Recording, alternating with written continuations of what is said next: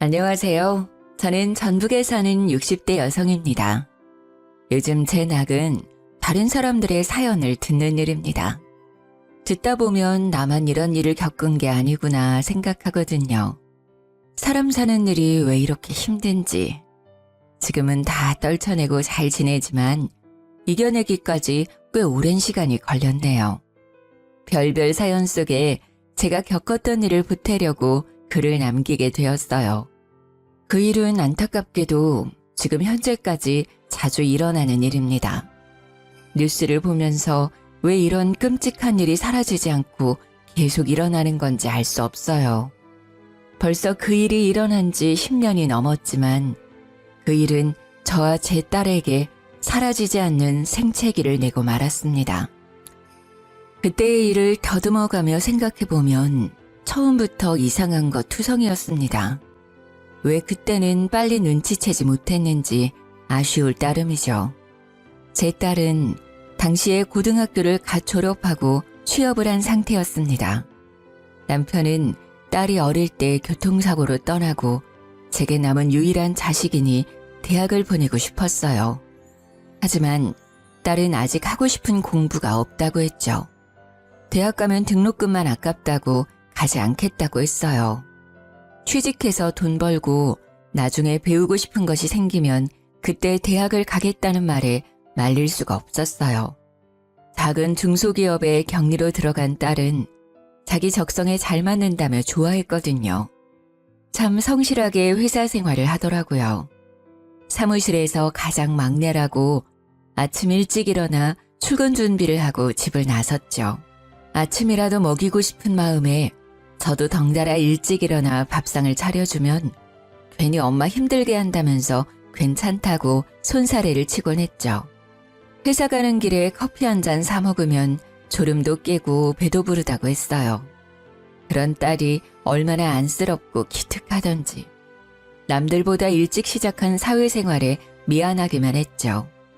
풍족하고 넉넉한 부모 밑에서 자랐다면 시간을 두고 공부하면서 하고 싶은 걸 찾았을 텐데 혹시 가정 형편 때문에 등 떠밀려 일하게 된 건 아닌지 미안했죠. 딸이 회사 입사한 지 3년쯤 되었을 때였어요. 딸에게 남자친구가 생겼는지 평소보다 더 열심히 꾸미기 시작했죠. 출근 준비를 하면서 거울 앞에서 보내는 시간이 길어지더라고요. 입는 옷도 달라지고 화장도 더 신경 써서 하기 시작했어요. 제게 말은 안 해도 남자친구가 생겼다는 건 알 수 있었습니다. 아니나 다를까 석 달 정도 지나자 딸이 먼저 넌지시 애인이 생겼다고 말하더라고요. 그 말을 하며 활짝 핀 딸 얼굴을 보니 산뜻한 봄을 맞이한 것 같았어요. 가끔 남자친구 이야기를 꺼낼 때는 뭐가 그렇게도 좋은지 얼굴에 생기가 돌았죠. 그런데 얼마 지나지 않아 딸이 독립하겠다고 하는 겁니다. 이제 겨우 20대 초반이었고 저도 혼자 살고 있었기에 독립을 반대했어요. 하지만 딸은 독립하겠다는 고집을 꺾지 않았죠. 물론 딸이 성인이 되었고 나가서 살 수 있었지만 여자 혼자 밖에 나가 사는 게 걱정되잖아요. 내심 돈을 아껴서 더 모았으면 하는 생각도 있었고요. 제가 계속 독립을 반대하고 나서자 딸은 생전 부리지 않는 고집을 부리면서 언성을 높였죠. 왜 집에서 못 나가게 하는 거예요? 회사도 집이랑 멀기도 하고 돈도 충분히 모았으니까 나가서 살게요. 겨우 그거 모아서 나가서 살겠다고? 미래를 생각해야지. 걱정하지 마세요. 보증금 낼 돈도 모아놨고 월세도 꼬박꼬박 낼 거예요. 철이 없는지 모르는 건지 딸은 보증금과 월세만 있으면 충분하다고 생각하는 것 같았죠. 나가 살려면 얼마나 많은 돈이 필요한데 회사 생활 3년에 모아놓은 돈이 얼마나 되겠어요. 겨우 원룸 전세금 정도 모아놓았겠죠. 나가면 딸만 고생한다는 생각에 한바탕 잔소리를 퍼부었습니다. 월세만 내면 다인 것 같아? 먹고 마시는 건 공짜인 줄 알아? 거기다가 수도세, 전기세까지 생각하면 나가 살면서 돈 못 모아. 그러니까 조금 더 엄마랑 같이 살자. 회사도 그렇게 먼 것도 아니잖아. 버스로 40분 거리면 가까운 거지. 아침에 일찍 일어나는 것도 너무 힘들어요. 그 시간에 잠도 더 자고 싶고. 그리고 이미 집도 계약해 놓았어요.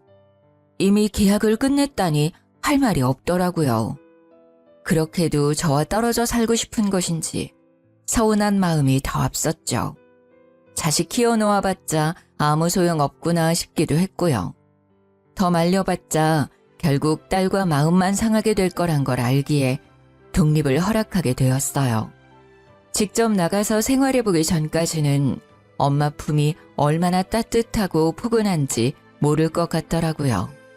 기왕 이렇게 된 거 나가서 고생 좀 해보라는 저의 소심한 복수심도 있었습니다. 흔쾌히 독립을 허락했지만 섭섭한 건 어쩔 수가 없었습니다. 심지어 연락까지 뜸해지기 시작했거든요. 잘 먹고 지내는 건지 집에서 지낼 때는 시집 가면 신물나게 하게 될 것을 알기에 설거지조차 시킨 적이 없었죠. 그러니 매 끼니 걱정도 되고 작은 원룸이라도 깨끗이 잘 치우고 사는지 걱정을 안 할 수가 없었습니다. 거기다 혼자 사는 여자를 노리는 범죄가 늘어났다는 뉴스를 보고 나니 더 딸 집에 가보고 싶었죠. 이사 첫날에 둘러보고 한 번도 가지 않았거든요. 기왕 가는 김에 반찬도 가져다 주고 살림살이도 다시 살필 생각이었죠. 딸아이 먹일 반찬을 준비하고 일부러 퇴근 시간에 맞춰 원룸으로 향했어요. 딸, 어디야? 회사 끝났지? 엄마 지금 네 집 앞인데 좋아하는 반찬 만들어 왔어. 우리 집 앞이라고? 아, 정말. 조금만 기다려요. 저 거의 도착했거든요. 딸은 제 전화에 놀랐는지 목소리가 높아져 있었습니다. 5분 정도 기다리자 딸이 헐레벌떡 뛰어오더라고요. 저는 속으로 그래도 내심 엄마가 보고 싶었구나, 오길 잘했다 싶었어요. 그런데 딸이 제 손에 들린 반찬통을 낚아채듯이 빼앗아 들더니 저보고 이만 돌아가라고 하더라고요. 엄마, 잘 먹을게요. 이만 돌아가세요. 너무 당황했죠. 어젯밤부터 딸 얼굴 볼 생각에 들떠 있었는데 바로 돌아가라니. 무슨 말이야. 네 집도 좀 둘러보고 엄마가 밥 해줄게. 같이 먹자. 국 끓일 재료도 다 준비해왔는데. 저 약속 있어서 나가봐야 해요. 다음에 제가 집으로 갈게요. 딸은 원룸으로 들어가려는 저를 막아서더니 등 떠밀며 내쫓더라고요. 아무리 약속이 있어도 잠깐이라도 집안에 들여보내줄 수 있는 거잖아요. 얼굴 본 지 5분도 안 돼서 돌아가라니 너무 서운하더라고요. 안 본 사이에 마른 것 같은 게 밥도 잘 안 챙겨 먹는 것 같아 속상하기까지 했죠. 밥 한 끼 해먹이는 게 뭐가 이렇게 어려운 것인지 딸을 쳐다보며 살짝 앞머리를 넘기는데 오른쪽 이마 밑으로 시퍼런 멍자국이 보였어요. 너 이마 왜 그래? 어디서 다쳤어? 아무것도 아니에요. 계단 내려오다가 굴러서. 크게 다친 거 아니니까 걱정하지 마세요. 조심해야지. 다른 데는 다치지 않았어? 계단에서 굴렀다니 깜짝 놀라지 않을 엄마가 어디 있을까요? 재빨리 딸 팔을 잡고 옷소매를 걷어 올렸죠. 그런데 팔뚝에도 시퍼런 멍자국이 있는 거예요. 아니 어떻게 굴렀길래 온몸에 온통 멍자국이야. 조심 좀 하지. 아유 세상에. 병원은 가봤어? 딸은 옷소매를 내리며 저를 안심시켰죠. 괜찮아요. 뼈 같은 데는 안 다치고 몸에 타박상만 입었어요. 먹령고 잘 바르면 금방 괜찮아진대요. 어두워지기 전에 어서 돌아가세요. 평소에 얌전하고 점잖은 아이였기에 계단에서 굴렀다는 말 자체가 믿기지 않았어요. 하지만 당시에는 딸이 그렇다고 하면 믿을 수밖에 없었죠. 독립 후 제게 사적인 말은 더 이상 하지 않았고 집에 자주 찾아오지도 않으니 알 수가 없었어요. 홀로서기를 하는 딸을 응원해 주어야 하는지 아니면 다시 제 곁으로 데려와야 하는 것인지 감이 안 서더라고요. 쉽사리 발이 안 떨어졌죠. 돌아가지 않고 멀뚱하게 쳐다보고 있으니 딸이 제 손을 꽉 잡았어요. 엄마, 연락할 테니까 걱정하지 말고 돌아가세요. 저 정말 괜찮아요. 딸 얼굴에 옅은 미소가 피어오르자 그제야 떨어지지 않는 발걸음을 돌렸어요. 돌아가는 버스 안에서 무슨 일 있었으면 내게 말했겠지. 별일 없을 거라고 시끄러운 마음을 다독였죠. 제가 딸 인생을 다 살아줄 수 있는 것도 아니고 딸이 별일 아니라고 말했으니 믿어야죠. 딸이 독립한 지 반년쯤 됐을까요? 해외로 여행을 다녀오겠다고 하더라고요. 첫 해외여행이어서인지 목소리가 한껏 부풀어 올라 있었죠. 엄마, 저 며칠 동안 연락 없을 거예요. 세부로 여행 가기로 했거든요. 세부? 거기 동남아시아 아니니? 혼자 갈 리는 없고 누구랑 가는 거야? 며칠 동안 가는데? 3박 5일로 다녀올 거예요. 남자친구랑 다녀올 거니까 너무 걱정하지 마세요. 남자친구와 해외여행이라니. 다 큰 딸을 안 보낼 수도 없고 왠지 마음이 찝찝했지만 어쩔 수 없이 허락했어요. 남자친구 얼굴이라도 본 적 있으면 안심할 텐데 딸과 사귄 지 1년이 다 되어 가도록 얼굴도 본 적이 없었어요. 데리고 오라고 하면 남자친구 바쁘다, 오늘은 일이 있다며 피하더라고요. 그때 미리 남자친구를 만나봤다면 저는 절대 딸을 남자친구와 단둘이서 여행을 보내지 않았을 거예요. 그 여행은 저와 딸에게 일어난 끔찍한 사고의 서막이었으니까요. 딸이 여행을 떠나고 돌아올 시간이 일주일이나 지날 때였어요. 딸에게 돌아왔다는 연락이 오지 않았죠. 여행을 다녀와서 정신이 없어서 그런가 생각하고 다시 전화를 걸었지만 역시 전화를 받지 않았죠. 이렇게 길게 연락이 되지 않으니 무슨 일이 생긴 건 아닌가 걱정이 되기 시작했죠. 같이 간 남자친구 전화번호라도 알아놓았다면 걱정이라도 덜 될 텐데. 저는 그때까지 딸 남자친구에 대해 아는 것이 없다는 것을 깨달았죠. 순간 이렇게 딸에게 무심했나 싶더라고요. 며칠을 더 기다려봐도 딸에게 연락이 없자 딸 집으로 찾아갔어요. 딸 집 초인종을 누르면서 문을 두드렸죠. 그런데 문을 열고 나온 사람은 딸이 아닌 남자였어요. 누구세요? 여기 저희 딸 집인데?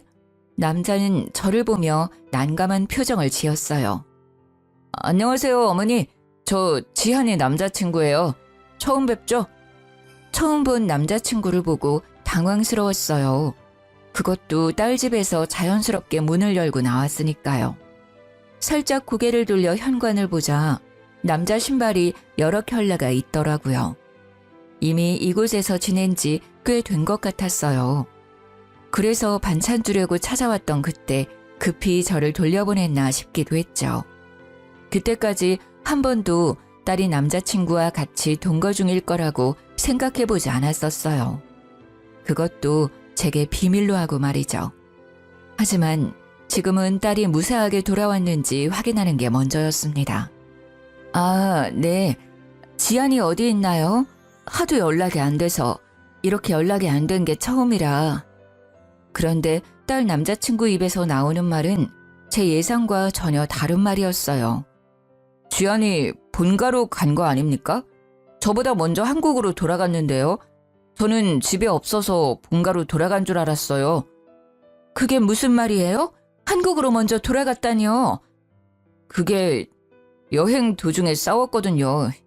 그랬더니 지안이가 화가 많이 났는지 집으로 먼저 돌아간다고 호텔로 갔어요. 저도 뒤늦게 호텔로 돌아와 보니 지안이 짐이 이미 사라졌길래 먼저 돌아갔다고 생각했거든요.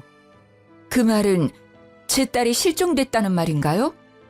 그런 것 같네요. 저도 방금 한 사실이라. 저를 당황하게 한 것은 딸이 실종되었다는 말도 있었지만 그런 말을 정말 태연하게 하는 남자친구였어요. 동거 중인 여자친구가 실종되었는데 걱정 없는 마른 장작처럼 툭 하고 내뱉는 그 남자의 모습에 소름이 돋아올랐죠. 차분하게 무표정으로 서 있는 남자를 보고 분노가 치밀어 올랐죠.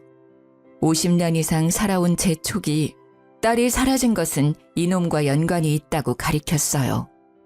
당신이 내 딸 어떻게 한 거 아니야?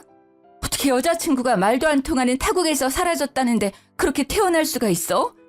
내 딸 어디 있어? 빨리 데려와! 저한테 왜 그러세요? 저도 방금 알았다고 했잖아요. 저도 지금 지안이가 어머님 댁에 있는 줄 알았다니까요? 되레 저한테 큰 소리를 치더라고요. 저는 가방에서 핸드폰을 꺼내 경찰에 신고했어요. 아무리 생각해도 제 딸이 사라진 게 이상한 일이었으니까요. 10분 뒤 출동한 경찰에게 저는 딸 남자친구가 의심된다고 말했죠. 아무래도 이 남자가 수상해요. 제 딸과 함께 여행 가서 혼자였단 말이에요. 제 딸이 돌아와야 할 날짜가 벌써 열흘이 넘었는데. 저는 정말 억울하다니까요. 먼저 한국 간다고 짐까지 챙겨 나가버린 걸 저보고 어쩌라는 말입니까? 정말 어머님 댁에 있는 줄 알았다니까요. 아이씨. 두 분 다 진정하세요. 일단 실종 신고부터 하시고 필리핀 현재 경찰에게 수사 요청부터 해보죠. 딸 남자친구는 얼굴이 새빨개지면서 욕까지 내뱉었죠. 이런 폭력적인 남자와 내 딸이 만나고 있었다니 순간 아찔해졌습니다. 심증은 있지만 증거가 없으니 마냥 우길 수도 없고 경찰이 하루빨리 제 딸을 찾아주길 바랄 뿐이었죠. 집으로 돌아와 딸을 찾았다는 연락만 기다렸습니다. 그때까지는 딸을 쉽게 찾을 수 있을 거라고 생각하고 있었죠. 하루하루 시간은 가는데 경찰서에는 연락이 없었어요. 딸이 실종된 지 한 달쯤 되어가자 참다 못한 제가 먼저 전화를 걸었습니다. 저기 실종 신고한 최지안 엄마인데요. 수사가 어떻게 진행되고 있는지 알고 싶어서 연락드렸어요. 아, 네. 필리핀에서 실종됐다고 하셨죠? 어머니, 죄송합니다. 최근 필리핀은 외국인 대상으로 범죄율이 너무 높은 나라라서요. 거기다 밤에 짐까지 들고 나갔다고 하면 못 찾는 경우가 허다해서 말이죠. 찾는데 시간이 걸릴 것 같네요. 경찰 말은 딸을 찾지 못한다는 말이나 마찬가지였죠. 저도 필리핀에서 최근 한국인 대상으로 범죄가 심각하다는 뉴스를 받기에 속만 태울 수밖에 없었습니다.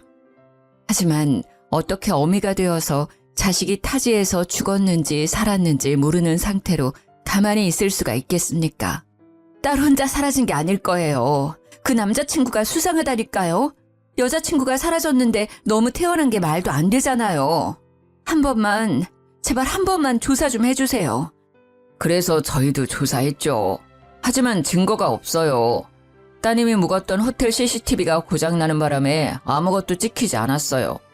아시겠지만 필리핀이 워낙 치안도 안 좋고 우리나라처럼 방범용 CCTV가 설치된 곳이 드물어요. 지금으로는 방법이 없어요. 경찰 말을 듣고 망연자실했죠. 믿고 있었던 경찰이 찾지 못하면 누가 찾을 수 있을까요? 더 이상 경찰만 믿고 있을 수 없었죠. 제가 직접 딸을 찾으러 가야겠다고 생각했고 다니던 직장에 휴가 신청을 냈어요.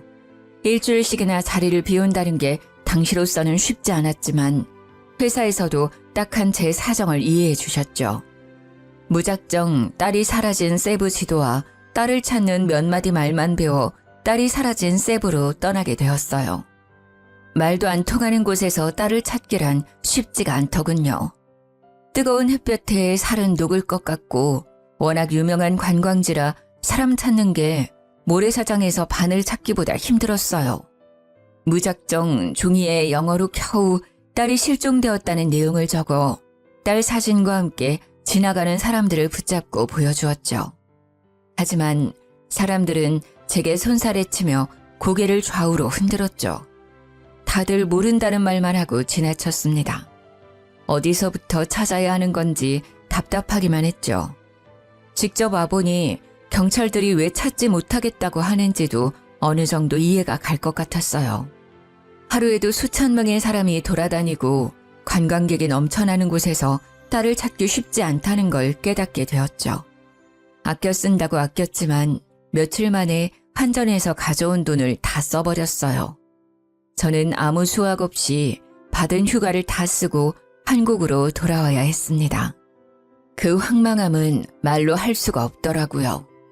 내가 조금만 더 영어를 할 수 있다면 잘 설명해서 우리 지한이를 찾을 수 있지 않았을까?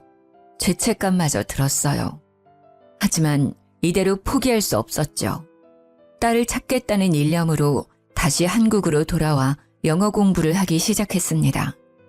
회사 일을 마치면 학원에 가서 영어를 배웠죠. 먹고 쓰는 것도 아끼고 또 아꼈어요. 다시 세부로 가기 위해서는 돈이 필요했으니까요. 매년 휴가철에는 피서객들에 섞여 세부로 향했습니다. 공부한 보람이 있는지 사람들이 하는 말을 조금씩 알아들을 수가 있었죠. 하지만 제 딸은 어디로 사라졌는지 행방을 알 수가 없었어요. 다시 빈손으로 한국으로 돌아왔을 때는 정말 절망스럽더라고요. 그래도 딸을 찾는 걸 포기할 수는 없었습니다. 딸은 제 인생을 포기할 만큼 제 전부였죠. 제가 못 먹고 못 입어도 딸에게만큼은 잘해주고 싶었어요. 가정 형편이 좋지 못해서 더 챙겨주지 못했던 것이 더 마음이 아팠죠. 딸은 세부 어딘가에서 분명 저를 기다리고 있다는 생각에 괴로웠어요. 딸이 사라진 지 5년 정도 시간이 흐르자 가슴속에서 불덩이가 자란 듯이 가슴이 답답해오고 속이 뜨거워지기 시작했죠. 그럴 때마다 목욕탕에 가서 뜨거운 기운이 가실 때까지 찬물에 들어갔다가 나오기를 반복했어요. 그렇게 가슴에 뜨거운 불덩이가 식기를 바랐죠. 일주일에도 몇 번씩 가슴속 불덩이를 식히기 위해 목욕탕을 찾게 되었어요. 그날도 찬물에 들어갔다가 나와 몸 구석구석 씻고 있는데 가슴 쪽에 몽우리가 잡히더라고요. 폐경기 여자들에게 유방암이 흔하다는 말을 들어서인지 걱정이 되었죠. 바로 다음 날 병원으로 찾아가서 정밀 검사를 받게 되었어요. 혹시나 하는 예상은 틀리지 않더라고요. 유방암이시네요. 가슴 아래쪽에 1cm가량의 종양이 발견되었어요. 아직 크기도 작고 림프절의 전이도 안 된 상태네요. 암이라니. 아직 딸을 못 찾았다는 생각에 눈앞이 캄캄해지더군요. 그럼 얼마나 살 수 있는 건가요?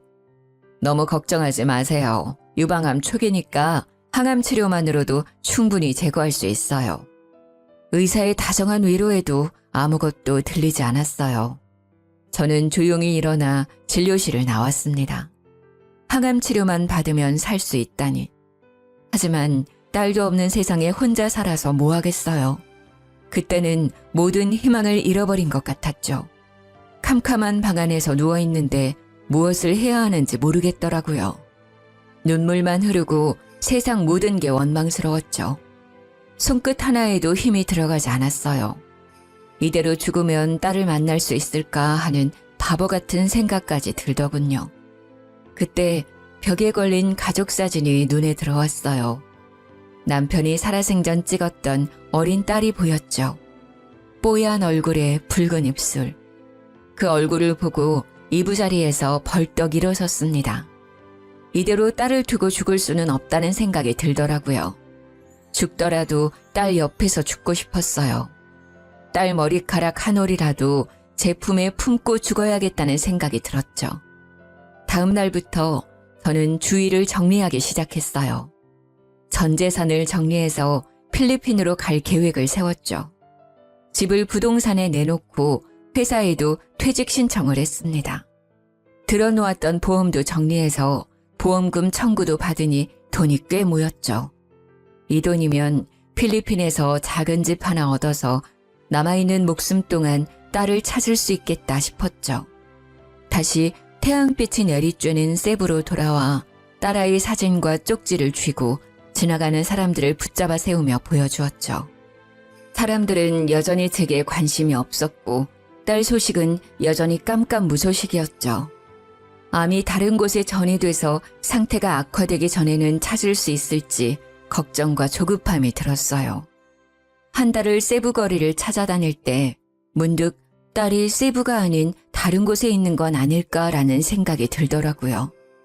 다음 날 세부 옆에 있는 네그로스 섬으로 가게 되었어요. 필리핀으로 딸을 찾으러 온 지 5년이 넘어서 처음으로 다른 섬으로 딸을 찾으러 가게 된 거죠. 낯선 거리에서 딸아이 사진과 쪽지를 꺼내어 지나다니는 사람들에게 보여주었습니다. 딱히 그곳으로 간다고 사람들이 제 사연에 관심을 주는 건 아니었어요. 관심 없이 지나쳐가는 사람들을 보니 저도 지쳐가더군요. 날씨는 왜 그렇게 후덥지근하던지 뜨거운 햇볕에 잠시 길가의 나무 아래로 피해 들어갔죠. 가방에서 생수병을 꺼내어 목을 축이고 있을 때였어요. 건너편 길가에 한국인 부부처럼 보이는 사람이 지나가더라고요. 아내가 임신을 했는지 배가 불뚝 불러와 있었죠. 제 딸 또래로 보이는 여자를 보니 다시 눈물이 왈칵 차올랐습니다. 내 딸은 어디에 있는지 알기만 하면 이 엄마가 당장 찾으러 갈 텐데. 속상한 마음에 손에 들린 딸아이 사진을 쳐다보았습니다. 그 순간 내 딸이라는 본능적인 느낌이 확 들더라고요. 저는 그 자리에서 벌떡 일어났습니다. 방금 길 건너 지나간 임산부는 분명 제 딸이었어요. 멀리 있고 체형이 달라져서 늦게 알아봤을 뿐이지 분명 제 딸이 확실했죠. 저는 단숨에 차도를 가로질러 부부를 향해 뛰기 시작했어요. 부부에게 가까워질수록 제 딸이라는 생각이 더욱 확실해지더군요. 10달을 품어 20년 이상을 키운 딸을 엄마가 몰라볼 리가 없잖아요. 저기요! 거기서 봐요! 뛰어가며 부부를 향해 한국말로 불러 세웠어요. 그랬더니 부부가 멈춰서 고개를 돌리더군요. 가까이서 본 임산부의 얼굴은 정말 제 딸아이였습니다. 꿈에서도 찾아 헤매던 딸이었죠. 지안아, 엄마야. 엄마가 너를 찾으러 왔어. 엄마랑 같이 돌아가자. 그런데 딸이 뒷걸음치며 물러서더니 옆에 서 있던 남자 뒤에 숨더라고요. 지안아, 엄마라니까? 왜 그래? 엄마 몰라보겠어? 제 아내를 아는 분입니까?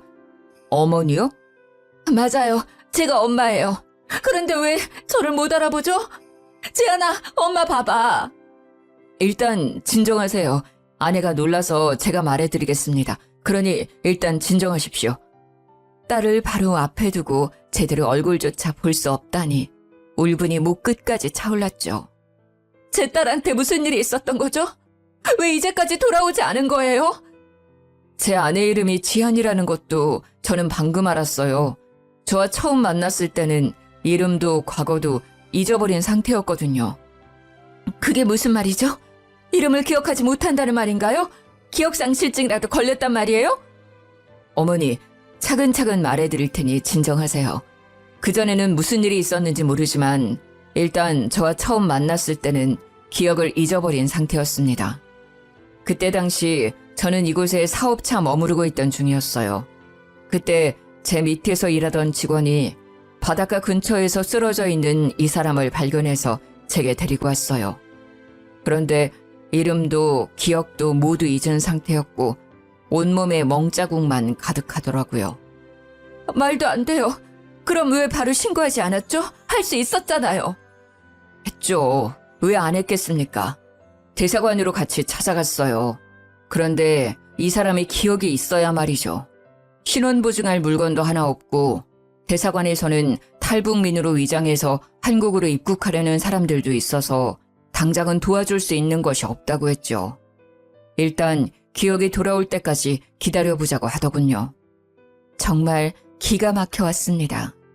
경찰에 실종 신고를 했는데 대사관에서 모른다니 말이 안 되잖아요. 처음 본 남자와 한참 대화를 하다가 그 이유를 알 수 있었죠.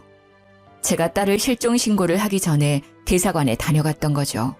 빨리 딸을 실종 신고만 했더라도 이렇게 엇갈리지는 않았을 텐데 딸을 기다린 열흘의 시간이 원망스러웠죠. 사위는 5년 동안 딸을 보살폈다고 하더군요. 사업차 필리핀에 왔지만 도저히 딸을 두고 한국으로 갈 수 없었다고 했어요.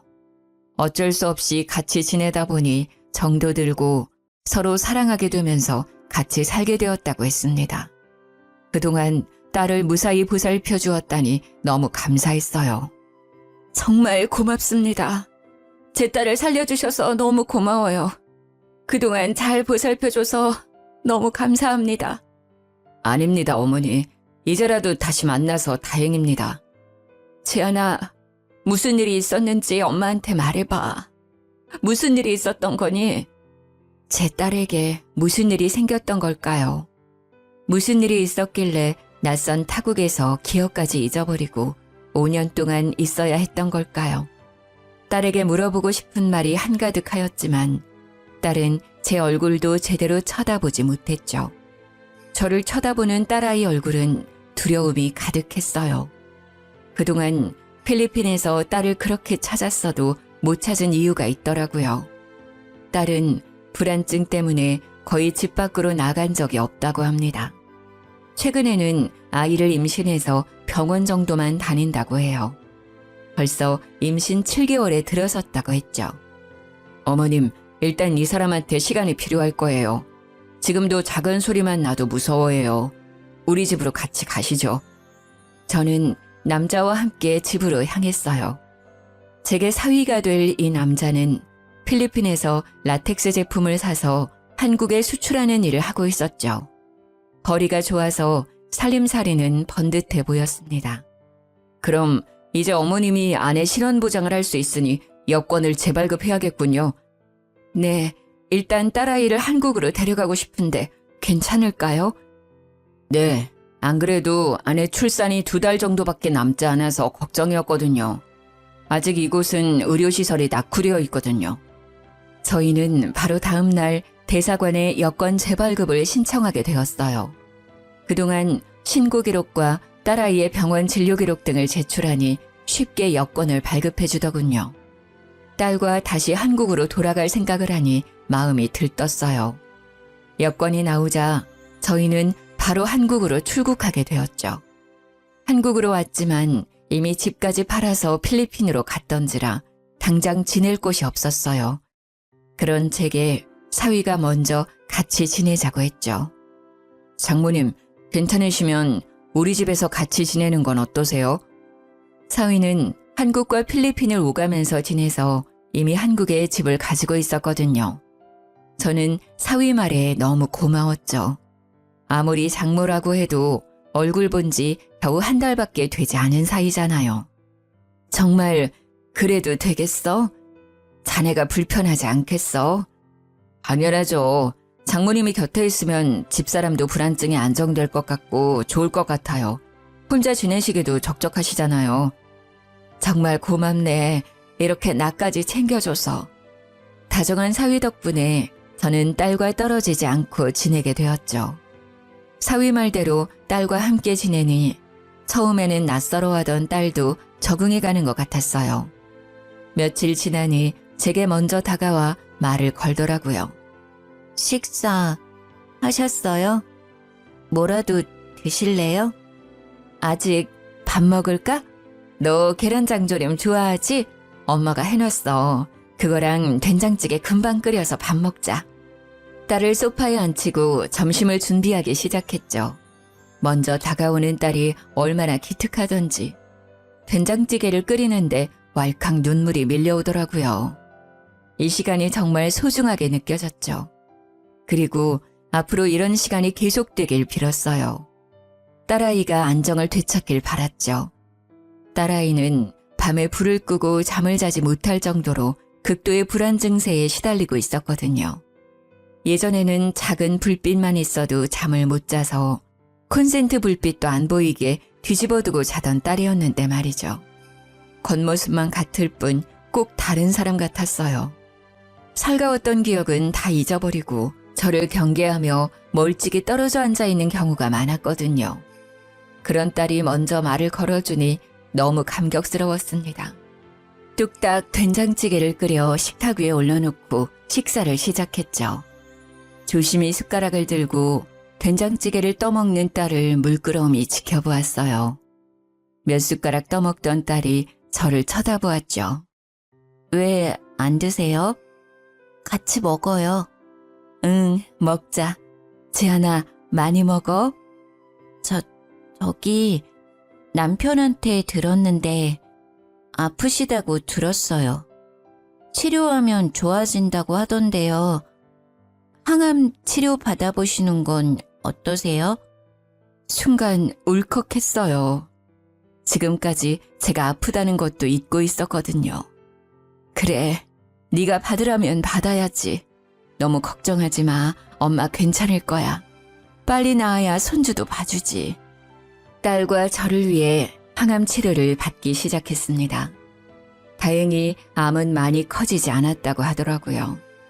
항암 치료만 열심히 받으면 완치될 수 있으니 희망을 잃지 말라고 했죠. 항암 치료를 받기 시작한 지 얼마 되지 않아 딸은 건강한 손녀를 출산했어요. 자꾸 꼬물거리는 손녀를 보니 마음이 복받쳐왔죠. 빨리 암을 이겨내고 손녀와 딸에게 돌아가고 싶었어요. 하지만 출산하고 딸의 불안증이 높아져 갔죠. 출산 후 밤뿐만 아니라 햇빛이 덜 드는 골목길이나 깊은 물도 무서워하기 시작한 거예요. 샤워 정도는 괜찮아 했지만 욕조에 물을 받아놓고도 손녀를 씻기지 못할 정도로 불안증이 높아져 갔어요. 꼭 아이가 물에 빠져 죽을 것 같다고 두려워했죠. 괴로워하는 딸을 보며 저와 사위는 딸을 위해 과거 일을 찾길 바랐습니다. 덮어놓고 무서워하기보다는 기억을 되찾고 이겨내는 게 좋다고 판단했죠. 과거에 무슨 일을 겪었길래 이런 고통을 겪는 것인지, 혹시 나쁜 기억을 떠올리고 더 괴로워하면 어쩌나 싶었지만 이대로는 일상생활을 하기 힘들다고 판단했죠. 지안아, 혹시 기억을 되찾는 건 어떠니? 무슨 일이 있었는지 알게 되면 너한테 더 도움이 될 것 같아. 딸은 한동안 말이 없었어요. 기억을 되찾는 게 두려운지 두 손을 꼭 쥐어들었죠. 네, 받아볼게요. 엄마가 불안해하면 아이도 불안해한대요. 제 딸한테는 이런 불안증을 물려주고 싶지 않아요. 역시 딸도 엄마였어요. 자신보다 딸을 위해 아픈 기억을 되찾겠다고 했죠. 그래, 정말 잘 생각했어. 기특하다 우리 딸. 딸아이 기억을 되찾기 위해 심리치료와 최면치료를 병행하게 되었죠. 최면치료가 시작되고 저와 사위는 딸에게 일어났었던 끔찍한 일을 알게 되었어요. 최면치료실에 들어간 딸을 지켜보며 곁에 앉아 있었어요. 치료사는 딸에게 최면을 걸며 과거 일을 되짚어가기 시작했습니다. 점점 과거에서 현재로 오면서 문제의 그날이 되었어요. 딸은 최면 속에서 그날의 기억을 더듬으며 말하기 시작했죠. 필리핀 세부 해변에서 일몰을 보며 산책을 하고 있었다고 합니다. 그런데 더운 날씨 때문인지 그날따라 남자친구 기분이 안 좋았다고 해요. 해는 뉘엿뉘엿 저물어가고 완연한 어두움이 찾아왔지만 남자친구의 짜증은 풀리지 않았다네요. 아이씨, 더워 죽겠네. 바람이라도 불지 왜 안 부는 거야. 한국보다는 불쾌지수가 낮다고 했는데 그렇게 더워? 그럼 내가 덥지도 않은데 덥다고 했다는 거야? 딸은 최면 상태인데도 손을 들어 올려 보였어요. 그리고 손을 들어 빌기 시작했죠. 미안해. 제발 때리지 마. 내가 정말 잘못했어. 딸이 잘못했다고 비는데도 남자친구의 기분은 풀릴 기색이 없었다고 합니다. 발목까지 오는 바닷물에 걷고 있던 딸은 남자친구가 손을 들어 올리며 다가오자 뒷걸음치다가 허벅지 정도 오는 바다에서 넘어졌다고 합니다. 아이씨, 안 그래도 짜증나 죽겠는데 너까지 왜 그래? 빨리 안 일어나? 왜, 여기서 수영이라도 하게?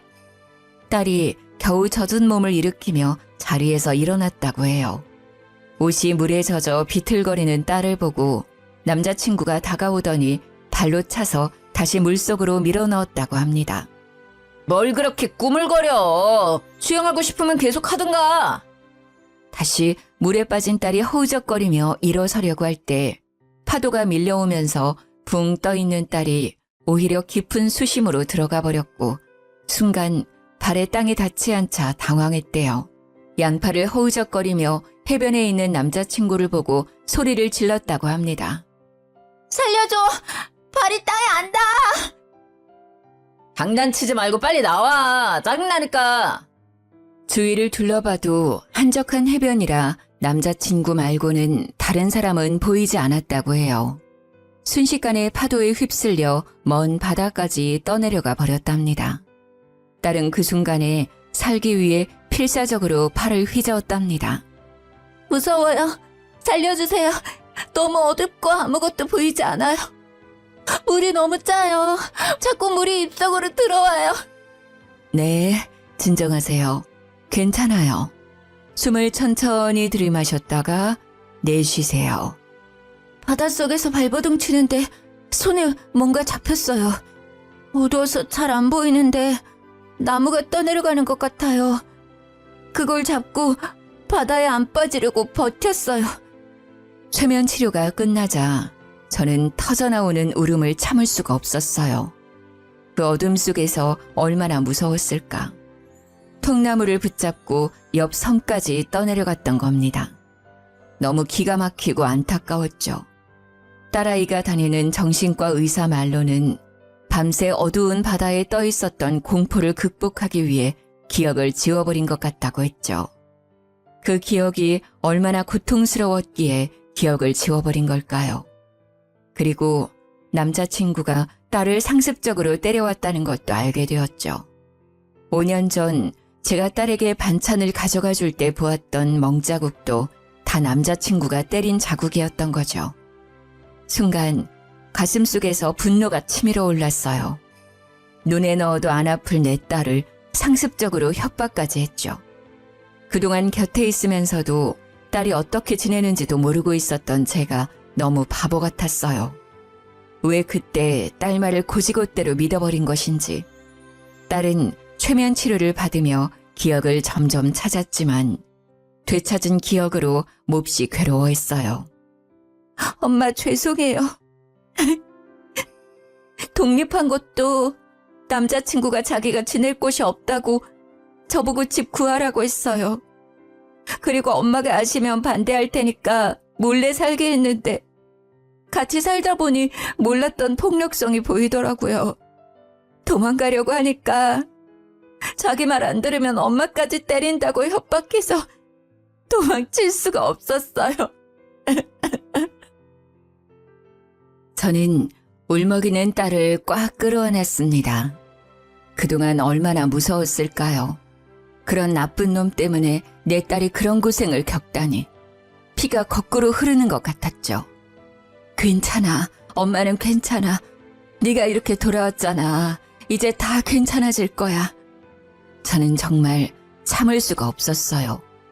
오장육부가 뒤틀리고 이가 뿌드득 갈렸죠. 옆에 있던 사위도 분노가 치밀어 오르는지 주먹으로 벽을 내리치더니 방을 뛰쳐나갔죠. 사위가 어디로 뛰쳐나갔는지 알 것 같았어요. 저도 당장이라도 뛰어나가 그놈을 잡아오고 싶었습니다. 하지만 항암 치료의 부작용으로 체력이 많이 떨어져 있는 상태였죠. 머리카락도 듬성듬성 빠지고 구토 때문에 음식을 제대로 먹지 못했어요. 제가 당장 할 수 있는 일은 아직 불안증이 있는 딸을 위해 손주를 같이 돌봐주는 것뿐이었죠. 그래도 답답한 가슴은 어떻게 할 수가 없었어요. 제 딸이 그동안 겪었던 고통을 알고 나니 밤에 잠이 오지 않았어요. 그날 후로 사위는 집을 비우는 시간이 길어졌어요. 사위는 제게 그놈을 찾고 있다고 말하더군요. 아내의 일을 알게 되니 그런 놈을 도저히 그냥 둘 수 없을 것 같아요. 지금 사람들 사서 찾고 있는데 찾는 게 쉽지 않네요. 너무 무리하지 말게. 그놈을 잡는 것보다 자네 건강이 중요해. 네, 걱정하지 마세요. 그래도 그놈은 다른 사람들을 위해서라도 꼭 잡아야 해요. 그 벌은 못 거치고 또 어디서 다른 사람을 괴롭히고 있을 거예요. 사위는 딸뿐만 아니라 다른 사람들을 위해서라도 잡고 싶어 했어요.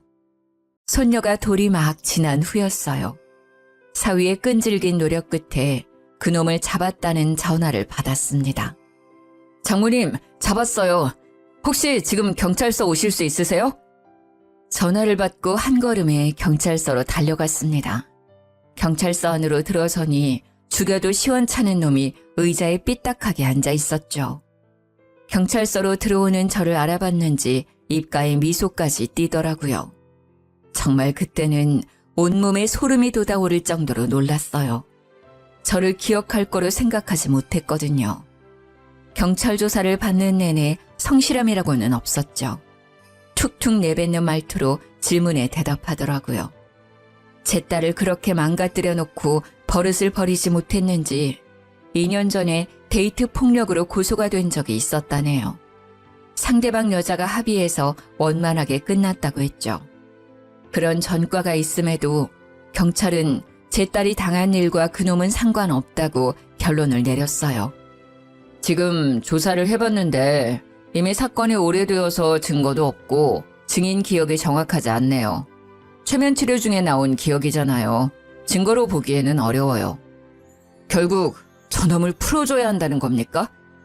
저희도 지금으로서는 어쩔 수가 없습니다. 확실한 증거가 없는 상태라서 증거 불충분으로 풀어줘야 합니다. 말도 안 돼요. 피해자가 있는데. 전에도 이런 짓을 했다면서요. 그런데 이렇게 풀어주다뇨. 하지만 경찰은 어쩔 수 없다는 말만 반복했죠.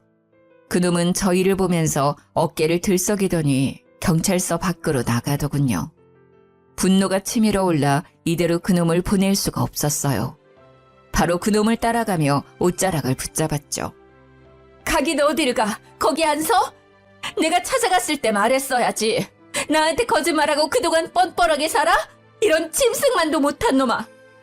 그럼 내가 바다에 빠뜨렸다고 말이라도 하길 바랐어? 증거가 없다잖아. 이미 5년이나 지난 일로 왜 그래? 살아 돌아왔으면 감사하게 생각하면서 살라고. 이 미친 노인네야. 못 가. 다시 경찰서로 들어가. 이렇게는 못 보내. 내 딸을 그렇게 만들어 놓고 어딜 가? 저는 그놈에게 달려들어 멱살을 붙잡고 경찰서로 잡아 끌었습니다. 그놈은 멱살을 잡은 제 손을 잡아 비틀고 뒤로 밀어버리더군요. 저는 비틀거리면서 바닥에 주저앉고 말았습니다. 그 모습을 본 사위가 놈의 얼굴을 주먹으로 내리쳤죠. 이 새끼가 지금 누구를 미는 거야? 너는 뭐야? 노인네랑 무슨 사위라도 되냐? 그래, 사위다 왜? 너 때문에 내 아내가 얼마나 괴로워 있는지 알아? 둘이 뒤엉켜 싸우기 시작하자 경찰들이 밖으로 나오면서 두 사람을 붙잡고 떨어뜨려 놨습니다. 지금 경찰서 앞에서 뭐 하시는 겁니까? 그만두세요! 저 자식이 제 장모님을 밀었다고요. 내가 그냥 밀었어? 노인네가 먼저 시비를 걸었잖아. 들어가서 조서 쓰고 돌아가세요.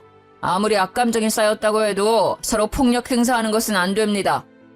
두 사람은 다시 경찰서로 들어가 조서를 쓰고 돌아갔죠. 사위는 돌아가는 내내 화가 풀리지 않는지 두 손을 부들부들 떨었어요. 죄송합니다, 장모님. 분명 잡아서 처벌을 받게 하려고 했는데 이렇게 될지 몰랐어요. 아니야, 왜 그런 말을 해? 자네는 최선을 다했어. 우리 손으로 잡아넣지는 못했지만 그래도 해볼 수 있는 건 다 해봤잖아. 집으로 돌아온 저희는 다시 일상을 되찾아갔습니다. 딸은 아직 불안증이 높지만 꾸준히 약과 상담을 받으며 회복해가고 있었고 손녀는 하루가 다르게 건강하게 커가고 있었죠. 모든 것은 평화로워 보였지만 뭔가 끝나지 않은 것 같은 찝찝한 기분은 사라지지 않더라고요. 그놈이 어디서 또 어떤 여자들을 괴롭히고 때리고 있을 생각을 하니 뭔가 끝내지 않은 숙제를 남겨놓은 느낌이 들었거든요. 그렇게 한 반년 정도 지나 저는 정기검진을 위해 병원에 다녀오게 되었어요. 병원에서는 전이도 없고 치료도 잘 되고 있다고 하더군요. 이제 지겨운 암도 끝이구나 생각하며 병원 로비를 걸어가고 있을 때였죠. 제 눈앞에 그놈이 걸어오더라고요. 선글라스를 끼고 손에는 지팡이를 집은 채 옆에는 사회복지사로 보이는 중년 여자의 부축까지 받으면서 제 옆을 지나쳐가더라고요. 온몸에 털이 바짝 올랐어요. 아무리 후안무치라고 해도 바로 옆에 서 있는 피해자를 몰라본다니 믿을 수가 없었죠. 전에 경찰서에서도 저를 바로 알아봤으니까요. 손발이 덜덜 떨리더니 심장이 팔딱이더라고요. 가쁜 숨을 내쉬며 뒤를 따라갔죠. 두 사람이 멈춘 곳은 안과였어요. 그놈이 간호사와 함께 진료실로 들어가자 부축하던 중년 여자에게 다가갔습니다. 저기 방금 들어간 남자 지인인데요. 혹시 무슨 일로 병원에 온 건가요? 저를 못 알아봐서요. 아, 방금 저 사람이요? 반년 전인가 경찰서에서 돌아오면서 교통사고가 났대요. 그때 얼굴을 핸들에 크게 부딪혔나 봐요. 얼마나 세게 부딪혔는지 시신경이 다치는 바람에 양쪽 눈이 실명되었거든요. 아유, 아직 앞날이 창창한 청년이 어쩌다 다쳤는지 가여워 죽겠어요.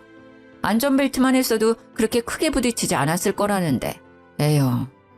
그 말을 듣고 뒤돌아서는데 올라가는 입꼬리가 내려오지 않았어요. 가장 먼저 드는 생각은 남겨진 숙제 같던 일이 더는 일어나지 않겠다는 거였죠. 눈에 보이는 게 없으니 누구를 괴롭힐 수 있겠어요. 천벌을 받았다는 생각이 들었습니다. 그 후에 제 마음은 개운해졌지만 아직도 뉴스에 심심치 않게 데이트 폭력 문제가 나오면 마음이 너무 안 좋았어요. 바로 제 딸이 데이트 폭력 피해자였으니까요. 남일같이 느껴지지 않았죠. 왜 이런 일들은 사라지지 않고 반복되는 것인지 다시는 이런 안타까운 희생이 없었으면 좋겠어요. 피해자에게 몸에 생긴 상처보다 마음에 남겨지는 상처가 더 깊더라고요. 제 딸도 기억을 지워버릴 정도로 충격을 받았으니까요. 딸은 지금은 겉으로는 완전히 그때의 일을 벗어난 것 같지만 가끔 그런 비슷한 뉴스를 보면 자리에서 일어나 피해버리고는 해요. 아직 완전히 잊히지 않은 거겠죠. 그리고 손녀에게만은 그런 일이 없었으면 좋겠다고 넌지시 제게 말했죠. 아마도 예전처럼 기억을 지워버리지 않는 한 그 기억은 평생 제 딸을 괴롭히겠죠. 사위는 몇 년 전에 필리핀 사업을 접고 전북으로 내려와 새로운 사업을 시작했어요. 지금은 사업도 안정적으로 이끌어 나가면서 지역 방범대에 가입해서 활동하고 있죠. 딸이 데이트 폭력으로 심한 마음의 상처를 받았어도 이렇게 든든하고 올바른 사위를 만나서 이겨낼 수 있었다고 생각해요. 아마도 그때 사위가 딸을 구해주지 않았다면 저는 두 번 다시 딸과 만나지 못했겠죠. 항상 감사하게 생각하면서 다시는 이런 일이 없도록 기도를 드리고 있습니다. 아무튼 모두에게 평안만이 가득하길 바라면서 글을 줄이겠습니다. 들어주신 여러분 감사합니다.